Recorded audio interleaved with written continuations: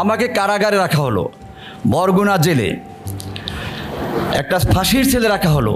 আমি তো 57 ধারার একটা তথ্য প্রযুক্তি মামলার আসামি, তখন ফাঁসির ছেলে রাখা হলো। প্রচণ্ড মশা, উপরে ছাদ গরম, ভিতরে পাখা নেই, সামনে রুমের উপরে দরজা, সামনে আরও বার একটা 3টা দরজা দেওয়া, এরপরে চারপাশে বাউন্ডারি দরজা, জেলের ভিতরে আরেক জেল, একা রাখা হলো। এরপরে চামড়া পুড়ে যাচ্ছে, অসুস্থ হয়ে পড়ি, মাঝে মধ্যে মেডিকেল নিয়ে আবার ওখানে দিয়ে যায়।